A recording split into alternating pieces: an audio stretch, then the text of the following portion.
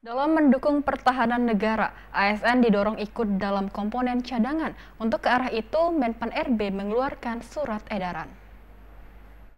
Upaya mendukung pertahanan negara dan bela negara, para ASN didorong untuk masuk ke dalam komponen cadangan.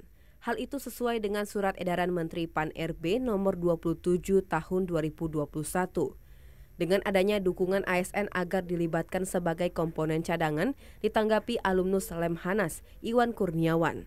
Dikatakan ASN dilibatkan dalam komponen cadangan dapat membantu dalam mempertahankan negara, sebagaimana negara tetangga di Asia Tenggara yang sudah menjalankan wajib militer.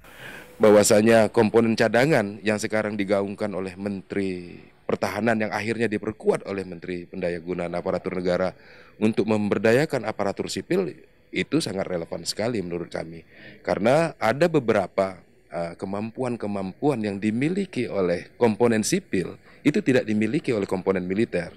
Nah, pada saat sekarang tentunya sudah sangat riskan, mungkin sudah sangat tidak mungkin, walaupun masih ada kemungkinannya, perang konvensional itu terjadi. Masuknya ASN dalam komponen cadangan dapat menambah kepercayaan diri bagi para ASN karena sudah mengikuti bela negara. Adi Gunawan, TVRI Sumatera Selatan melaporkan.